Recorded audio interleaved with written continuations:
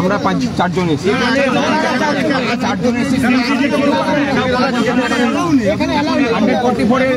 এখন sensitive situation আমরা এসেছি। আগামীকালকে আমাদের সভা আছে, আগামীকালকে আমাদের সভা আছে এবং ঠেলবেন না বাস স্ট্যান্ডে আমরা পারমিশন চেয়েছি। সুপ্রিম কোর্টে আমাদের লয়াররা বসে আছে। ঠেলবেন না ঠেলছেন কেন? ঠেলবেন না। যদি প্রয়োজন পড়ে সুপ্রিম কোর্টের প্রধান বিচারপতির বেঞ্চে আমরা মুভ করব। আর সুপ্রিম কোর্ট যে অর্ডার দিয়েছে সেখানে নট ভায়োলেন্স বলা আছে। যদি আটকানো হয় তাহলে গুলি চালাতে হবে না। গুলি চালাক, বুক পেতেছি গুলি কর, জাস্টিস ফর আরজি কর। আমরা এখানে দেখতে এসেছি, আমরা প্রিয়তাটা যদি তোমরা কি ডিউটি করতে এই সপ্তাহটা যদি আরজি করে তাহলে অনেক বেশি ভালো হতো। খেলবেন না খেলছেন কেন? আমরা তো রিকোয়েস্ট না, আমরা তো আপনাদের জন্য লড়ছি, আপনাদের ঘরে সন্তানদের জন্য লড়ছি। আমরা বলছি তো আরজি করেন বিচার চাই, এইটুকুই দাবি স্যার। আমরা 4 জন এসেছি, আপনি কেন হাত দিচ্ছেন? আপনি ভাস্কর ঘোষাল কেন হাত দিচ্ছেন?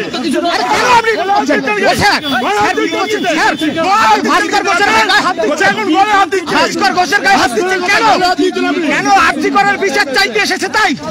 আরজি করার স্যার আমরা আইন মানি, আমরা আইন মেনে চলা লোক স্যার।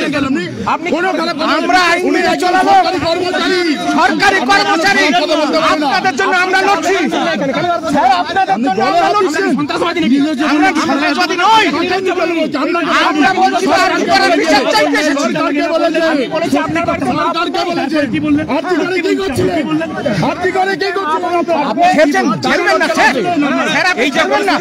আমরা বলছি স্যার গুলি কর, জাস্টিস ফর আরজি কর, এই দাবিতে আমরা আগামীকাল আসবো স্যার। আপনারা কেন ছেড়েছেন? আমরা আপনাদের জন্য লড়ছি। বুক পেতেছি গুলি কর, জাস্টিস ফর আরজি কর। বন্ধুরা, একটা কথাই বলতে পারি, হাউ ইজ দ্য জোস? কালকে দেখা হচ্ছে। অবশ্যই কে আসবেন আমি জানি না, কোন সংগঠন আমি চিনি না। আমি শুধু একটা কথাই জানি, আমি শুদ্ধশীল ঘোষ। আমি কালকে নবান্ন অভিমুখে হাঁটছি, হাতে জাতীয় পতাকা থাকবে এবং সম্পূর্ণ শান্তিপূর্ণভাবে একটাই দাবি, উই ওয়ান্ট জাস্টিস। দাবি 1, দফা 1, মমতার পদত্যাগ। আর এই দাবি নিয়ে পশ্চিমবঙ্গের লক্ষ লক্ষ সাধারণ মানুষ, গণতন্ত্রপ্রেমী মানুষ এবং শুভবুদ্ধিসম্পন্ন মানুষ কালকে নবান্নের অভিমুখে হাঁটবে আমার মনে হয়। যেভাবে আপনাদের কাছ থেকে রেসপন্স পাচ্ছি এবং আপনারাও জানাচ্ছেন যে হ্যাঁ, ব্যক্তিগত উদ্যোগে আপনারাও আসছেন এবং আপনারাও হাঁটবেন সেই একটাই দাবি নিয়ে, তাতে মমতা পুলিশের যে ঘুম উড়ে গেছে সেটা স্পষ্ট। এক্ষুনি যে ভিডিওটা দেখলেন সেটা নিয়ে অবশ্যই ব্যাখ্যা করব, কিন্তু এখনও পুলিশের তরপানিটা শুধু ভাবছি আর ভাবছি, এই পুলিশরা সত্যিই মানুষের রক্ত গায়ে আছে তো? এদের ঘরে সত্যিই মা বোন নেই তো? নাকি মালকিনের জন্য সব কিছু দামে তুলে দিয়েছে এই পুলিশরা? নমস্কার, প্রিয়বন্ধু মিডিয়ায় আপনাদের স্বাগত এবং আপনারা দেখছেন প্রিয়বন্ধু বাংলা, সত্যের সন্ধানে সর্বদা আমি শুদ্ধশীল।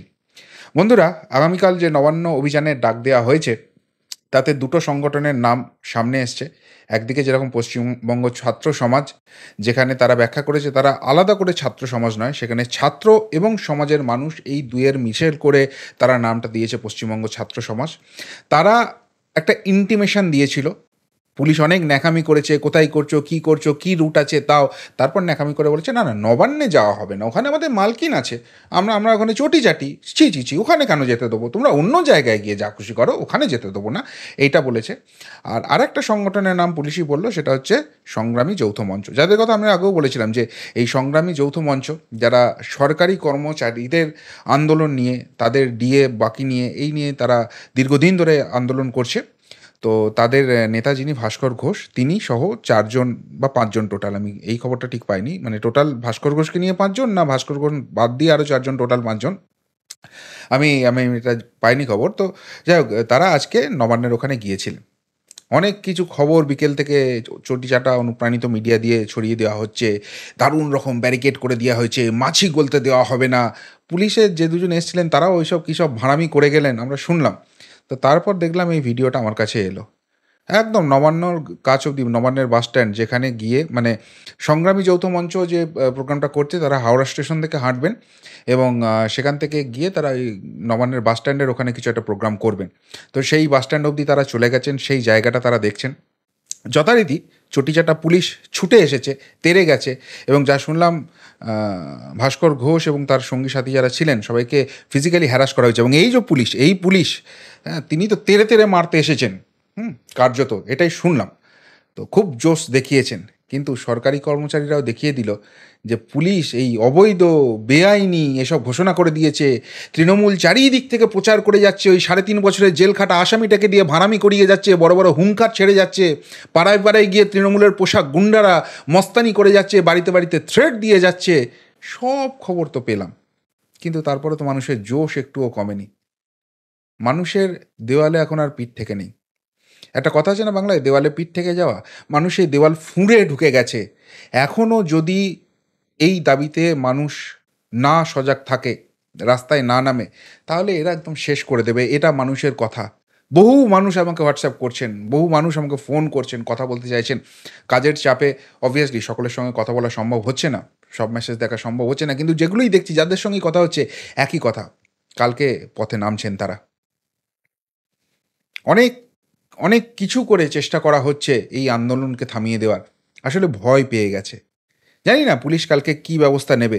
আজকে যেরকম মুড দেখাচ্ছে এরকমই প্রথম থেকে, যে অসহযোগ করব আমরা, পুলিশ হাতে লাঠি আছে, হাতে বন্দুক আছে, যা খুশি তাই করতে পারি। আর তার উপরে সবার থেকে বড় কথা, আমরা তো চটি চাটি, সেই জন্য আমাদের মাথায় আশীর্বাদের হাত আছে, সেই জন্য নিয়মকানুন মানার কোনো দরকার নেই।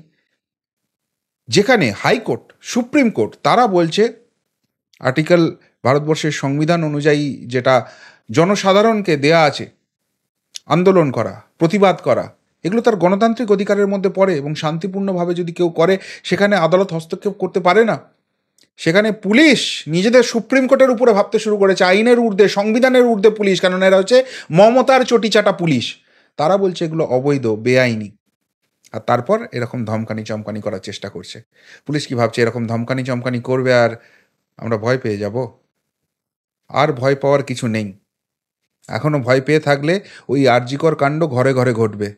কেননা এখানে যে তৃণমূলের একটা বড় ইনভলভমেন্ট আছে, এখানে যে শাসকের একটা বড় ইনভলভমেন্ট আছে, এখানে যে প্রশাসনের একটা বড় ইনভলভমেন্ট আছে, এবং সেই জন্য প্রশাসন পুলিশকে ব্যবহার করে সমস্ত তথ্য প্রমাণ লোপাট করার চেষ্টা করেছে, তার একের পর এক ভিডিও সামনে আসছে।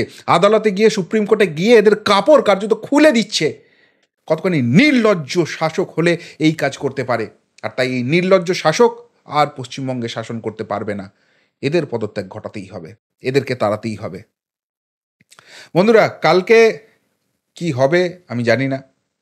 আমার আবারও বলছি, হাইকোর্টে কাজ আছে, আমার আইনজীবীর সঙ্গে একটু দেখা করার ব্যাপার আছে, পুরনো কিছু মামলা আছে, সেগুলো আবার খোঁচাখুচি শুরু করেছে। জানেন তো, বিপদে পড়লেই মুখটা বন্ধ করো, শুদ্ধশীলের বাড়িতে পুলিশ পাঠাও, ব্যাঙ্ক অ্যাকাউন্ট ফ্রিজ করে দাও, ওইসব মামলা দিয়ে ঘাঁটার চেষ্টা করো। তো সেগুলো বোধহয় কিছু হয়েছে। তো আমার আইনজীবী বলেছেন, তো আমি জানি না আমাকে হাইকোর্টেই যেতে হবে না আইনজীবী অন্য কোথাও কিছু সই সাবুত। অনেক সময় কী হয়, অনেক ডকুমেন্টসের ব্যাপার থাকে, সেগুলো সই সাবুত করলে বাকি যে আইনি ব্যাপারটা আছে, মামলা লড়া, লজিক দেওয়া, তথ্য দেওয়া, যেগুলো দেওয়া সেগুলো আইনজীবীই করেন, আমাকে হাইকোর্টে যেতে হয় না। আবার অনেক সময় কী হয়, সশরীরে আমাকেও যেতে হয়, কিছু কিছু ম্যাটার থাকে।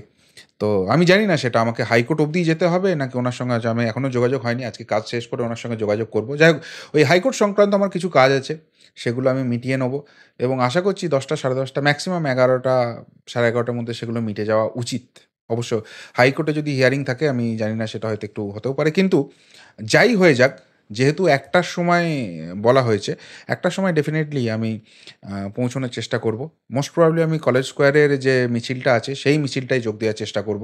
কেননা যদি হাইকোর্টের এদিকেই আসতে হয়, আমার পক্ষে তখন এগুলো ক্রস করে সাঁতরাগাছির ওদিকে যাওয়া, সেটা তো সম্ভব হবে না। তো আমি কলেজ স্কোয়ারের যে মিছিলটা থাকবে সেটাতেই আমি যোগ দেওয়ার চেষ্টা করব। বাট কোন পয়েন্টটা থেকে যোগ দেবো বা কীভাবে যোগ দেবো আমার এখনও সেটা সেটা আমি এখনও ঠিক করে উঠতে পারিনি। কেননা আমি শুনলাম আমাদের যারা রয়েছেন অনেকেই বন্ধুস্থানীয় তারা যাবেন। সুতরাং তাদের যদি কোনো প্ল্যান থাকে, কোনো পার্টিকুলার পয়েন্ট থেকে যোগ দেবেন বা ওই স্টার্টিং পয়েন্টেই গিয়ে যোগ দেবেন, আমি সেটা কথা বলে নিয়ে করব। বাট মিছিলে আমি হাঁটছি, মিছিলে আমি থাকছি। তারপর পুলিশ পুলিশের মতো করবে। আমার তরফ থেকে কোনো প্রভোকেশন থাকবে না, কেননা আমি শান্তিপূর্ণ করব। পুলিশ যদি গ্রেপ্তার করতে চায়, গ্রেপ্তার করবে। পুলিশ যদি ডান্ডাপিটা করতে চায়, ডান্ডাপিটা করবে। তার থেকেও বড় কোনো স্টেপ নিতে চায়, নেবে। অ্যারেস্ট করতে চাই, অ্যারেস্ট করবে। আমার আমার কিছু এসে যায় না। আমি যেখানেই পুলিশের সঙ্গে দেখা হবে একটাই প্রশ্ন করব, আপনার বাড়িতে মা বোন নেই? এই বোনটি আরজি করে যখন হলো, ওখানে যদি আপনার বাড়ির কেউ থাকতো কি হতো? আপনি এরকম করে তখনও লাঠি হাতে দাঁড়িয়ে থাকতেন তো? পুলিশ হিসেবে আপনার কাজ তো আইন শৃঙ্খলা রক্ষা করা, জনগণকে রক্ষা করা। জনগণের ট্যাক্সের পয়সায় সেই জন্য আপনাদের বেতন হয়। কোনো সরকার আপনাকে বেতন দেয় না, বেতন দেয় জনগণ। সেই জনগণের উপর আপনি লাঠি হেঁচিয়ে তেড়িয়ে আসছেন। আসুন মানুন, সেটাই যদি আপনার মনে হয় ন্যায় সেটা করবেন, তারপর যা হবে সেটা পরে দেখা যাবে। আমার তরফ থেকে কোনো রকম কোনো অশান্তির কোনো ব্যাপার থাকবে না, কোনো প্রভোকেশন থাকবে না, কোনো আইন ভাঙার ব্যাপার থাকবে না। আমি হাতে জাতীয় পতাকা নিয়ে উই ওয়ান্ট জাস্টিস, দফা ১ দাবি ১, মুখ্যমন্ত্রীর পদত্যাগ, এই স্লোগান নিয়ে আমি এগিয়ে যাব, যতদূর পারবো এগিয়ে যাব। আর জানি না নবান্ন অবধি পৌঁছতে পারবো কি না, কিন্তু পৌঁছবো এই মনোবল নিয়ে আমি নামছি এবং সেখান থেকে পিছিয়ে আসার কোনো জায়গা নেই। পুলিশ যে বিভ্রান্তিকর কথা বলছে, এটা অবৈধ, বেআইনি, সেই কথা মানছি না। কেননা আইন বলছে পুলিশ মিথ্যে কথা বলছে, পুলিশ মানুষকে বিভ্রান্ত করার চেষ্টা করছে, যেটা পুলিশের কাজ নয়। কিন্তু চটি চাটতে চাটতে পুলিশ সেটা ভুলে গেছে। তবে আজকে গিয়ে সরকারি কর্মীরা বুঝিয়ে দিয়ে এলেন, একটা গ্লিমস পুলিশকে দিয়ে এলেন যে বাংলার মানুষের জোশটা কী। যতই ঘাড় ধাক্কা দেওয়ার চেষ্টা করুক, যতই গায়ের রোয়াব দেখাতে চেষ্টা করুক, যত পুলিশ নেমে পড়ুক, পশ্চিমবঙ্গের সমস্ত পুলিশ কালকে এখানে চলে আসুক, সাধারণ গণতন্ত্রপ্রেমী লক্ষ লক্ষ মানুষ যদি সত্যিই হাঁটে, তখন দেখব পুলিশের এই রোয়াব কত থাকে। এবং আরেকটা কথাও বলছি, আমরা কিন্তু পুলিশের বিপক্ষেও নই। এই আন্দোলন যারা ডাক দিয়েছিলেন তারা কিন্তু প্রথম দিন থেকে বলে আসছেন যে পুলিশও আমাদের সঙ্গে থাকুন। সুতরাং পুলিশের সেই মানুষের জায়গাটা বোঝার দরকার আছে। আর যদি না বুঝে তারা দমন পীড়নের জায়গায় যান, একটা কথাই মাথায় রাখবেন, আপনার হাতে লাঠি থাকতে পারে, বন্দুক থাকতে পারে, আর 14 তলায় বসে একজন আশীর্বাদ দায়নী থাকতে পারে, কিন্তু আপনি আইনের ঊর্ধ্বে নন। সুপ্রিম কোর্ট অবধি বলে দিয়েছে রাজ্য এখানে বল প্রয়োগ করতে পারে না। এবং ভাস্কর ঘোষ আজকে কিন্তু জানিয়ে দিলেন সুপ্রিম কোর্টের যে অর্ডার তাদের পক্ষে আছে, সেখানে অ্যারেস্ট করার কোনো জায়গা পুলিশের নেই। তারপরও যদি কোনো অশান্তি বিশৃঙ্খলা হয় তার দায় পুলিশের, এবং কালকের ঘটনার সামগ্রিক দায় এক এবং একমাত্র এই রাজ্যের মুখ্যমন্ত্রী মমতা বন্দ্যোপাধ্যায়ের। কেননা পশ্চিমবঙ্গ ছাত্র সমাজ যে ডাকটা দিয়েছিল, আজকে 26 তারিখ রাত্রি 10টা 15 বাজছে, আর 1 ঘন্টা 45 মিনিট সময় আছে মমতা ব্যানার্জি আপনার হাতে, আপনি রিজাইন করে যান। যদি আপনি রিজাইন করে যান রাত্রি 12টার মধ্যে, কালকে নবান্ন প্রোগ্রামের দরকারই পড়বে না। এই যে পুলিশ দিয়ে আপনি টেনশন ক্রিয়েট করার চেষ্টা করছেন, যে বিভ্রান্তিকর খবর ছড়ানোর চেষ্টা করছেন, তার কিচ্ছু দরকার পড়বে না। পশ্চিমবঙ্গ নতুন জায়গা দেখে নেবে, নতুন নতুন সকাল খুঁজে নেবে। শুধু আপনি পদত্যাগ করে যান। কিন্তু না করলে কালকে যদি কোনো অশান্তি হয়, আমাদের তরফ থেকে, আমার তরফ থেকে তো অ্যাটলিস্ট কোনো অশান্তির কোনো জায়গা থাকবে না। সমস্ত দায় এবং দায়িত্ব এক এবং একমাত্র মমতা সরকার, মমতা বন্দ্যোপাধ্যায় এবং মমতা প্রশাসনের থাকবে।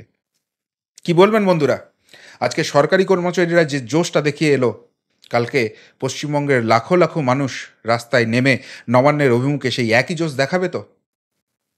যদি এই নিয়ে কিছু বলার থাকে অবশ্যই কমেন্ট বক্সে কমেন্ট করে জানাবেন। এমন মতো এখানেই শেষ করলাম, ফেরত আসছি নতুন প্রতিবেদন নিয়ে খুব তাড়াতাড়ি। ভালো থাকবেন, সাথে থাকবেন, পাশে থাকবেন। নমস্কার।